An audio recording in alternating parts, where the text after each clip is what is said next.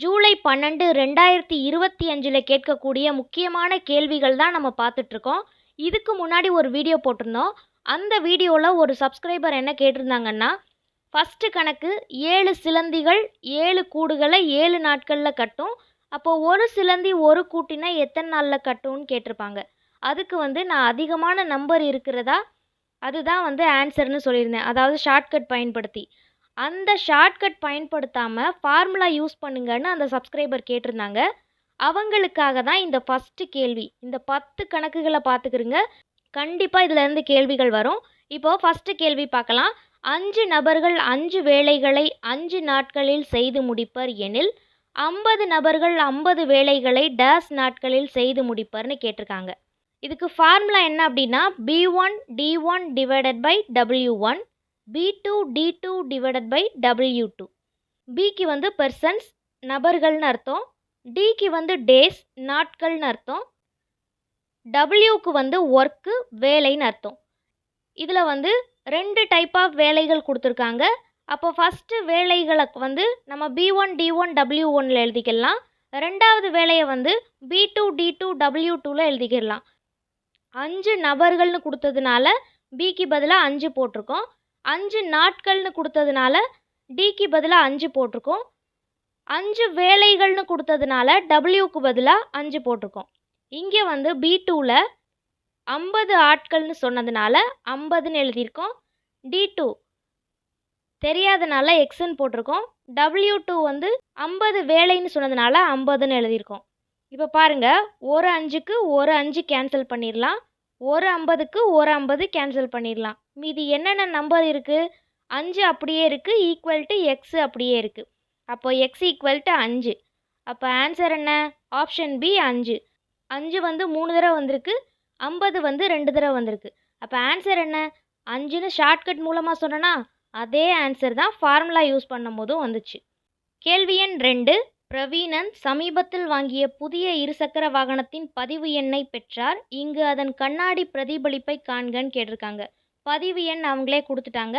இந்த பதிவு எண்ணோட கண்ணாடி பிம்பம் தான் கேட்டிருக்காங்க. கண்ணாடி பிம்பம் எப்படின்னு தெரியல அப்படின்னா நான் ஒரு வீடியோவோட லிங்க்கு கீழே கொடுக்குறேன்.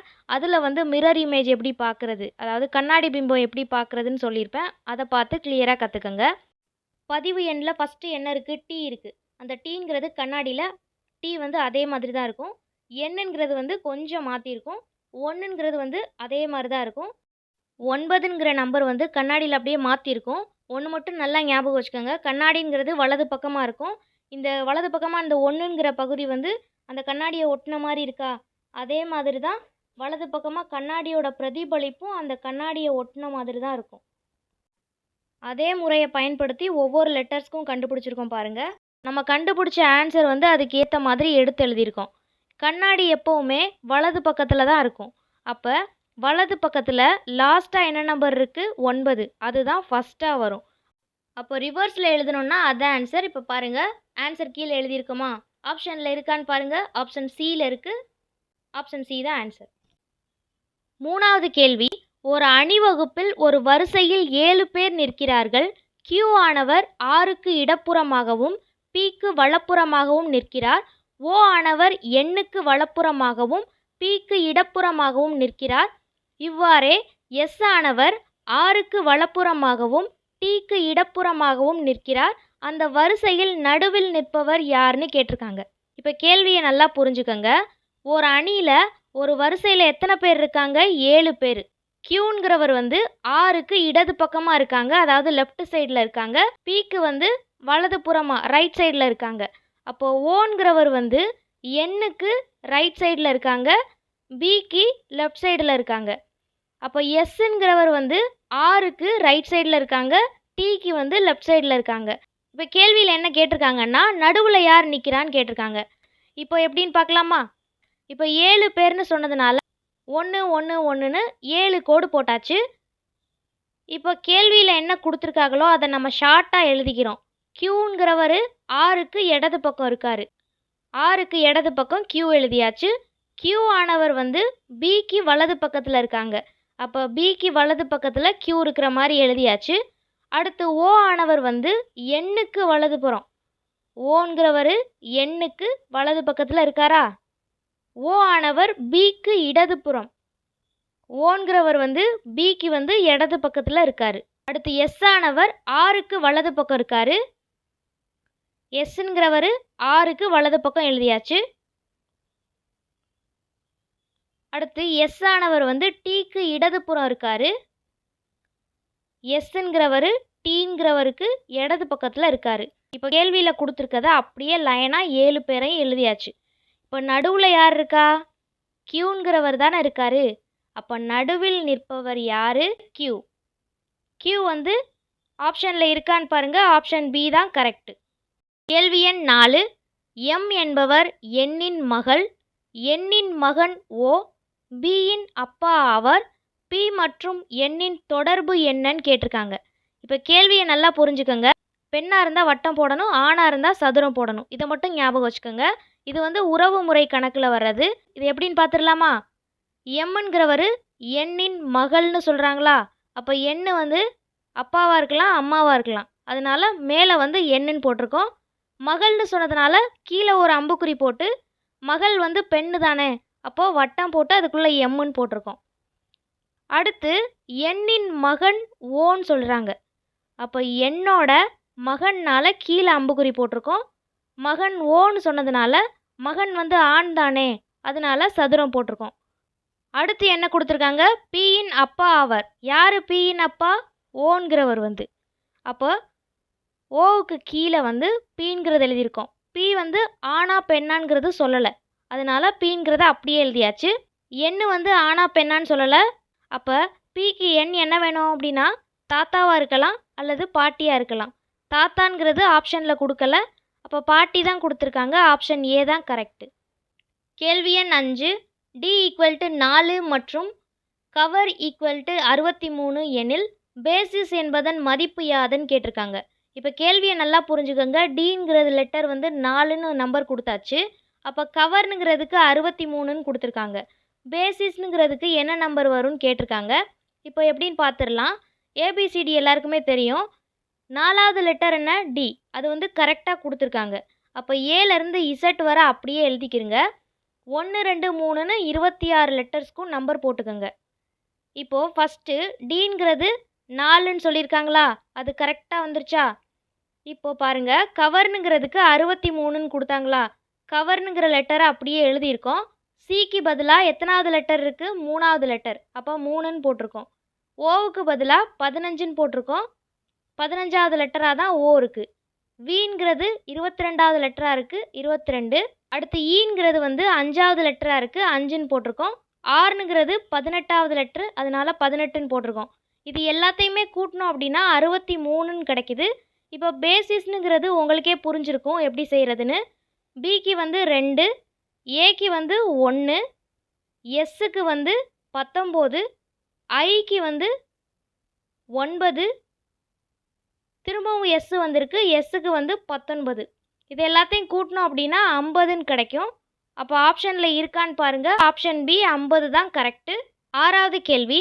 கொடுக்கப்பட்ட எண்களின் இலக்கங்களை ஏறு வரிசையில் அமைத்து அவற்றின் சிறிய எண்ணை காண்க. இதில் ஏறு வரிசைன்னு கொடுத்துருக்காங்க. ஏறு வரிசைனா என்ன? சின்ன நம்பர்லேருந்து பெரிய நம்பருக்கு கொடுத்துருக்க நம்பரை ஏறு வரிசையில் எழுதி எது சின்ன நம்பரோ அதை ஆன்சராக போட்டுறக்கூடாது. கேள்வியில் ஒரு ட்விஸ்ட்டு கொடுத்துருக்காங்க பாருங்கள். இலக்கங்களை ஏறு வரிசையில் அமைத்துன்னு கொடுத்துருக்காங்களா? இலக்கங்கள்னால் என்ன? இப்போ 435ன்னு இருக்குது. இதில் ஏறு வரிசையில் எழுதணும். இதில் எது சின்ன நம்பர்? 3, அதை ஃபஸ்ட்டாக எழுதியாச்சு. 4 2வது எழுதியாச்சு. 5 3வது எழுதியாச்சு. இப்போது இலக்கங்களை இடமாற்றியாச்சு ஏறு வரிசையில். அதே மாதிரி 876ன்னு இருக்குது. ஏறு வரிசையில் எழுதணுன்னா 678ன்னு கிடைக்கும். 923 ஏறு வரிசையில் எழுதணுன்னா 239ன்னு கிடைக்கும். அதாவது சின்ன நம்பர்லேருந்து இந்த இலக்கங்களை இடமாற்றணும். அடுத்து 574ங்கிறது 457ன்னு கிடைக்கும். கேள்வியில் என்ன கொடுத்துருக்காங்க? சிறிய எண்ணை காண்கன்னு தானே கேட்டிருக்காங்க. இப்போ நம்ம கண்டுபிடிச்சதில் எது சிறிய நம்பர்? இந்த 239 தானே சிறிய நம்பர். அப்போ அதுக்கு நேரம் இங்கே என்ன இருக்குது? 923. அப்போ ஆப்ஷனில் இருக்கான்னு பாருங்கள். ஆப்ஷன் சி தான் கரெக்டு. கேள்வி எண் 7. கொடுக்கப்பட்ட காகிதத்தை மடித்தால் கீழ்கண்ட எந்த கனசதுரத்தை உருவாக்க முடியாதுன்னு கேட்டிருக்காங்க. பிரிக்கப்பட்ட பகடைன்னு ஒரு வீடியோ கொடுத்துருப்பேன். அந்த வீடியோ பார்த்துட்டு இந்த கணக்கை பார்த்தீங்க அப்படின்னா உங்களுக்கு கிளியராக புரியும். இந்த வீடியோவுக்கு கீழே டிஸ்கிரிப்ஷனில் லிங்க் கொடுக்குறேன். அதை பார்த்துட்டு இதை பாருங்கள், உங்களுக்கு கிளியராக புரியும். நீங்களே ஆன்சர் பண்ணிடுவீங்க. பிரிக்கப்பட்ட பகடையில் எதிரெண் மட்டும் தெரிஞ்சால் போதும், எந்தெந்த கனசதுரத்தை உருவாக்க முடியாதுன்னு ஈஸியாக கண்டுபிடிச்சிடலாம். இப்போ 3ஓட எதிரெண் வந்து 8, 7ஓட எதிரெண் வந்து 4, ஏயோட எதிரெண் வந்து 6. அதை தான் இங்கே கீழே எழுதியிருக்கேன் பாருங்கள். இப்போ 7ஓட எதிரெண் வந்து 4 இருக்கணும். இங்கே 7ஓட அடுத்துள்ள பக்கத்தில் 4 இருக்குது. அப்போ இந்த கனசதுரத்தை உருவாக்க முடியாது. அடுத்து இங்கே ஏயோட எதிர்பக்கம் 6 இருக்குது. இங்கே ஏயோட அடுத்துள்ள பக்கம் 6 இருக்குது. அப்போ இந்த கனசதுரத்தையும் உருவாக்க முடியாது.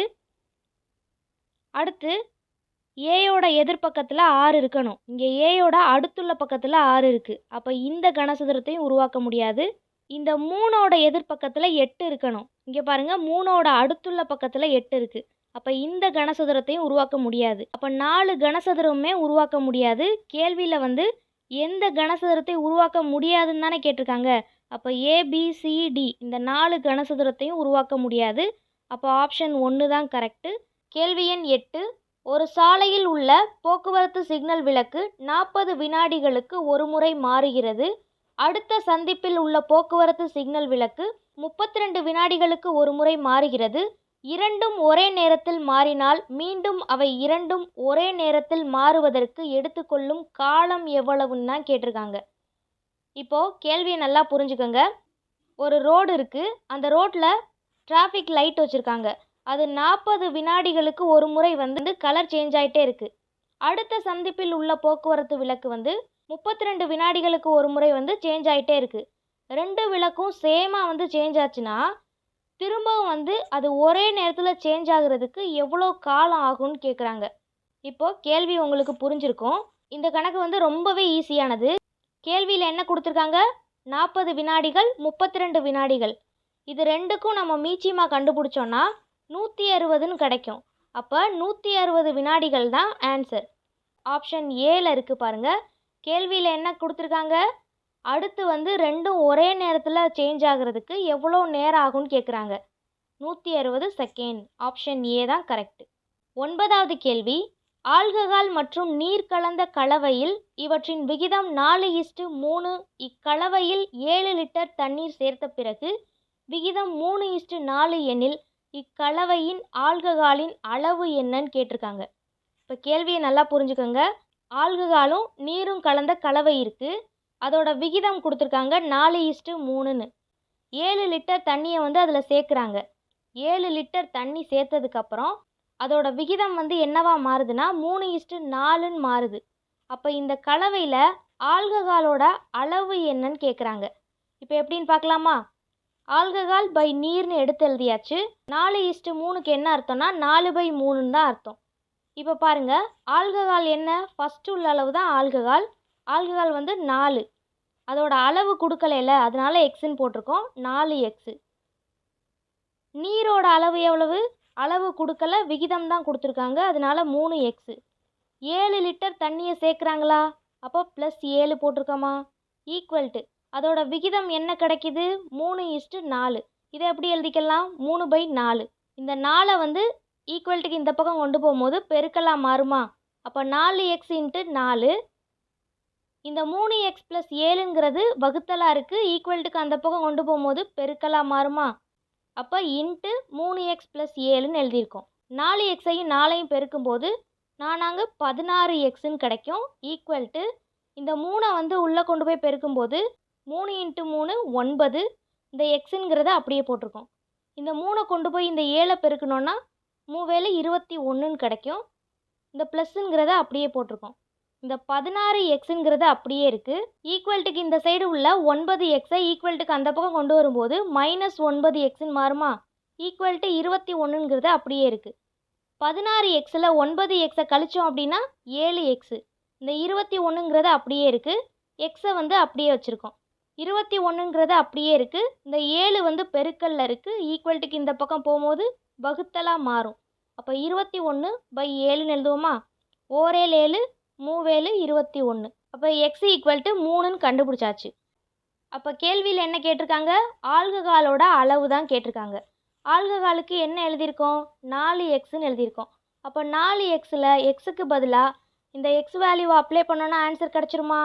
4xன்னு போட்டிருக்கோம் ஈக்குவல் டு 4 எக்ஸுக்கு பதிலாக எக்ஸ் வேல்யூ என்ன கண்டுபிடிச்சோம்? 3. அப்போ இதை ரெண்டையும் பெருக்கும்போது 12ன்னு கிடைக்குது. அப்போ 12 லிட்டர் தான் ஆன்சர். ஆல்கஹாலோட அளவு என்னது? 12 லிட்டர். ஆப்ஷன் டியில் இருக்குது 12 லிட்டர். 10வது கேள்வி, அடுத்தடுத்த 7 தொடர் எண்களின் சராசரி 20. இதில் மிகப்பெரிய எண் என்னன்னு கேட்டிருக்காங்க. இப்போ கேள்வியை நல்லா புரிஞ்சுக்கோங்க. அடுத்தடுத்த 7 தொடர் எண்கள்னு சொல்லியிருக்காங்க. ஆனால் ஸ்டார்டிங்கில் என்ன எண் தொடங்கணும், எண்டிங்கில் என்ன எண் முடியணும்னு சொல்லலை. அப்போது 7 தொடர் எண்களை நம்ம எப்படி எழுதிக்கலாம்னா x x plus 1, x plus 2, x plus 3, x plus 4, x plus 5, x plus 6ன்னு எடுத்து எழுதிக்கலாம். இப்போது எண்ணி பார்த்தா 7 தொடர் எண்கள் வருதா? சராசரி எவ்வளோ கொடுத்துருக்காங்க? 20. அப்போ சராசரி ஈக்குவல் டு 20ன்னு எழுதியிருக்கோமா? இதில் நடு எண் என்னதுன்னு பாருங்கள். ஃபஸ்ட்டு 3 நம்பரை விட்டாச்சு, லாஸ்ட்டு 3 நம்பரை விட்டாச்சு. அப்போ நடுவில் எக்ஸ் ப்ளஸ் 3 தானே நடு எண்ணாக இருக்குது. அப்போ எக்ஸ் ப்ளஸ் 3 ஈக்குவல் டு இந்த சராசரியை அப்படியே எடுத்து எழுதணும். எக்ஸுங்கிறத அப்படியே வச்சுக்கிறணும், இந்த 20ங்கிறதையும் அப்படியே எழுதணும். இந்த ப்ளஸ் 3 ஈக்குவல்ட்டுக்கு அந்த பக்கம் போகும்போது -3 ஆயிரும். 20ல் 3 கழிச்சோம்னா 17. அப்போ மிகப்பெரிய எண் தானே கேள்வியில் கேட்டிருக்காங்க. இப்போது எக்ஸுங்கிறது சின்ன நம்பர், அதை விட பெருசு எக்ஸ் ப்ளஸ் 1. அப்படி ஒவ்வொரு நம்பராக கூட்டிகிட்டே போகும். இதில் மிகப்பெரிய எண்ணாக என்ன இருக்குது? X plus 6. அப்போ மிகப்பெரிய எண் கண்டுபிடிக்கணும்னா எக்ஸ் ப்ளஸ் 6ன்னு எழுதுவோம். எக்ஸுக்கு பதிலாக கண்டுபிடிச்ச 17 அப்படியே அப்ளை பண்ணுறோம். ப்ளஸ் 6, இது ரெண்டையும் கூட்டும்போது 23ன்னு கிடைக்குது. அப்போ ஆன்சர் என்னது? Option C 23.